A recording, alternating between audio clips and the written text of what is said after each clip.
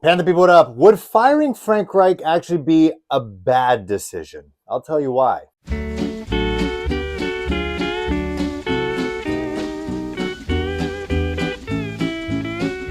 Much Panthers supposed to Phil Perkins. Thanks for joining. Well, just to get you a little insight on my day, I had everything planned out. I had stewing beef. I had all the vegetables ready. I had some barley. I had all the spices good to go. It was beautiful. I was having an amazing day off.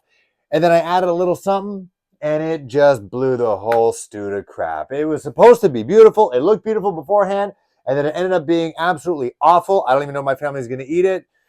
In a way, that's kind of the Carolina Panthers season thus far. Talk about the Cowboys game because it was brutal on multiple fronts. I already put a bunch of YouTube shorts on there. And then I know they're the arguably the best teams in their own conferences, but watching Monday Night Football with the Eagles taking on the Kansas City Chiefs, they're like playing a different sport. But let's talk about something that is equally brutal, and that is Frank Reich, the wet blanket of all head coaches that I have ever seen with the Carolina Panthers in my life. I don't know how the heck he's going to be lapped by Matt Rule, but here we are. I don't think he's going to be the head coach next year. It's a matter of when he actually gets fired. Now, there are arguments that he should have been fired right on Sunday at 4:30 p.m. Eastern. He should have been canned. Bank of America Stadium was infiltrated by Cowboy fans, lost in huge fashion, undisciplined play left, right, and center. He is gone. That's an indictment on the head coach, who just, by the way, took over play calling duties. And I'm thinking of multiple scenarios here. I'm not married to anything right now. The only thing I'm married to right now is Bryce Young. That's it. I'm married to nobody on this team. Maybe Brian Burns, Derek Brown. Those three, that is it.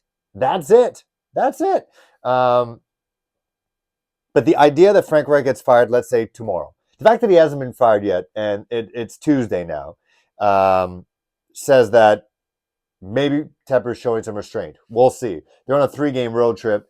It'd be pretty tough to leave him on the road. And actually, being in Nashville on the road actually wouldn't be too bad if he got canned. He lost to the Titans. But here's a theory of why I think it might not be a good idea to fire Frank Reich in the middle of the season. This is why. Number one, it's going to show the league that they already know this, but David Tepper has zero patience. Absolutely zero patience. With an NFL caliber head coach. You can claim that Frank Reich is not that, but it just shows that he's ready to pull the trigger. It doesn't matter who you are. It doesn't matter if you're Frank Reich, who has all the experience in the world, and all these coaches, whether he cleans house or not, he'll let you go. So whether you're a highly coveted head coach candidate, would you want to be with a guy who might not even give you time? Like Frank Reich has history being a head coach. He's been in the league. He's played in the league. If you're like if you are a Ben Johnson from the Detroit Lions, do you really want to have your very first NFL head coaching experience with an owner that might not even give you 10 weeks on the job? That if you're not showing promise, and it's not your fault that he hired Frank Reich and he hired Matt Rule before that, you're carrying all that stress. If you don't show marked improvement after 10 weeks, you're gone. Do you really want that? Because Frank Reich signed a 4-year contract. And he's not going to see that, not even half of it. So that shows the league that he has no patience, as much as it is warranted that he needs to lose his job. Second, it could get awkward. Who's going to be the interim head coach? It's not going to be Thomas Brown.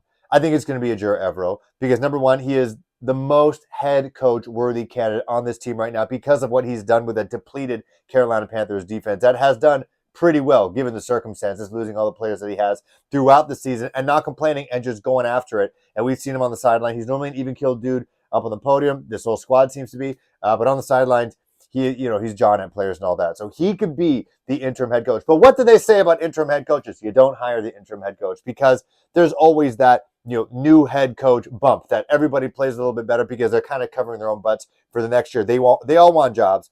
Their paychecks are a lot higher than ours, but they'd rather not be unemployed. So they got to impress in the next 7 weeks this new interim head coach. And then once they are given the full head coaching full-time title, people kind of subconsciously ease out a little bit because they realize, you know what, I am safe and secure at this job with this guy. I got my contract. I'm good to go. So there's that. But what if? Because Tepper, kind of always has one eye on something else. The grass is always greener with David Tepper. You have Ejiro Evero. let's say in the last 7 weeks, he is the head coach of the Carolina Panthers, interim head coach, and they win 4 games against a bunch of division opponents. Maybe they beat the Titans on the road. Things look really good, but then all of a sudden, we wanted this offensive head coach. Ben Johnson suddenly available. He decides he's leaving. Eric Bieniemy, he is leaving the Washington football team. He is out. They want to become head coaches. Ron Rivera's not going anywhere for whatever reason. What does David Tepper do now? Joe Everell's not going to then take a step back and be a defensive coordinator for a new head coach. Is he going to want to pick up a Ben Johnson? And then what's that say again? No patience. You had a head coach worthy candidate in Joe Evero, but because he was an offensive play caller, you wanted an offensive mind to be with the team. You let a valued good in his sense, go, and you picked up the big flashy new toy offensively in a Ben Johnson or a Jim Harbaugh. So it's tough. It is really tough. And if you hire Joe Evero as the interim head coach, are you going to fire Scott Fitterer as well? Or is he going to be stuck with Scott Fitterer, and then now you got your head coach hiring his general manager in the offseason, and maybe the general manager might not be ready for this job. He's put in a position where he might not be able to succeed in that sense. Why not just clear house at the end of the year? You still keep tabs on who's making noise in the NFL, GM-wise and head coaching-wise, but you just let everybody go. You hire the GM first, the person who knows how to build a team. And then, obviously, if you're going to hire a GM, don't let Tepper be involved. Don't let him be involved. Like, he can be involved in hiring the firm that finds the GM, but that's it. They find the GM, and the GM then builds his list of coaching candidates. He finds a head coach. They have synergy. They have no bad history with the previous coach at the team or the previous GM of the team. Nothing. They're just they see the team building aspect on the exact same page, same set of eyes. They work together. And hey, maybe they clean house and a Joe Everell's brought back and by the GM or whoever it is. Honestly, if I have a GM, I don't have names, but I just know teams. I want the assistant GMs from the Chiefs, the Bengals, the Eagles, the Niners, the Cowboys. Is that Jerry Jones' son? So maybe not him, but because he'll never leave. It's the best job of all time. I would focus on maybe even the Pittsburgh Steelers, the Minnesota Vikings. They seem to find players later in the draft. And that's what the Panthers are lacking. Besides the first round picks, the Brian Burns, the Derek Browns, the Bryce Youngs, the Ike Ekwanus, the J.C. Horns. After that, there's nothing. We are 0-2 in terms of second round wide receiver picks right now. You're seeing Jonathan Mingo was the highest wide receiver picked after the first round, and he is being lapped by these other rookies picked sometimes in the third and fourth round.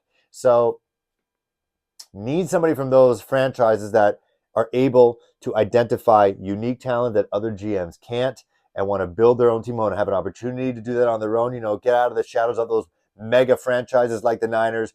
The Bengals are kind of that right now. Sorry to say. The Eagles, the Minnesota Vikings, they're a blue blood team. You can't lie. They've been around forever. Those are the teams that I want to get our scouting department from, get our GM from those squads, and then they pick their own head coach. Whether it's a Joe Evero, great. If it's somebody else, I'll take it. But I just think there's no point to fire Frank Reich, keep Scott, elevate a Joe Evero, and then have him being weighed down by Scott. They might not see eye to eye on how to build a team. They come from different places. I don't think they ever cross paths in the NFL. So you just let this season play out. Pray to God that Bryce Young stays healthy. At the end of the year, you tell Frank, hey, we're still going to pay for the next 3 years. You got to go. Scott, you got to go. We're going to hire a GM right now. GM then hires the coach, whether that's a Joe Evero or whether it's Ben Johnson, whether that is Eric Bieniemy. I see Eric Bieniemy actually getting a job with the Commanders and Ron Rivera gets canned if things don't work out. I think that is the best case scenario. Wait to the end. It's going to be brutal. People are checked out anyways. If you notice, I'm not wearing any new stuff. I'm wearing vintage, and I'm wearing something not even tied to the team. People are checked out. So just let the team play. Take some risks. We saw Frank go for like 1,000 fourth downs on Sunday. Make sure Bryce is healthy. And let everybody go at the end of the year, because I just fear if we let it go in the middle of the season, it just gets awkward and it gets weird. And I just, I mean, if it works out that Joe Evero turns out to be okay, again, Frank's not even fired. So if Frank is fired, there's a whole new episode. But if hypothetically he is canned, Joe Evero elevates and he does great, and he has a plan to be a head coach, and what that would be, who that would include, and then Tepper likes it, okay. But my only fear, and this goes back to defensive head coaches, look at the Buffalo Bills. They have Sean McDermott as head coach, defensive head coach. They had Brian Dable. He's gone. And then he went to go become the head coach with the New York Giants. And then after that, boom, you had Ken Dorsey.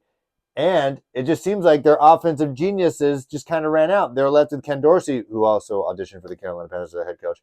He gets canned. And now it's a familiar face in Joe Brady calling the plays for the Buffalo Bills. So that's kind of what happens, unfortunately, when you have a defensive head coach and you have a rookie quarterback like Bryce Young and they do well. That offensive coordinator, that quarterback coach is getting poached, and they are going to be a head coach somewhere. So every year, you got to find an offensive coordinator that is worthy of the one previous.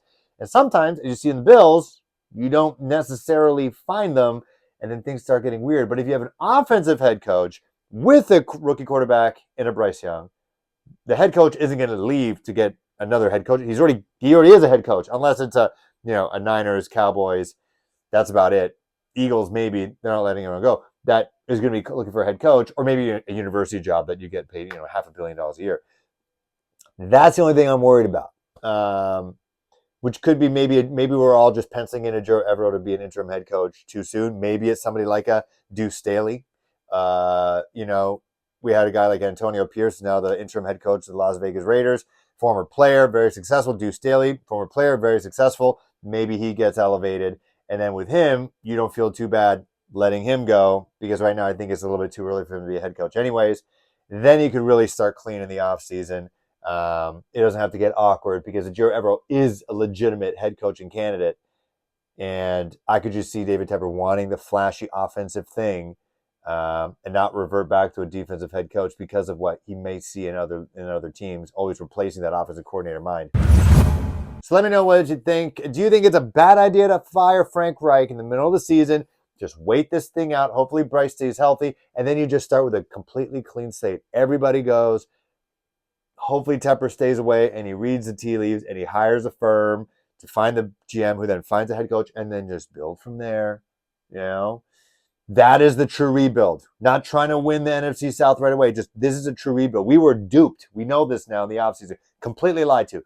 So do that, or fire Frank tomorrow and then watch the circus unfold, because I think it would be a circus. Let me know what you guys think. Make sure to like, subscribe, spread the word. See you soon.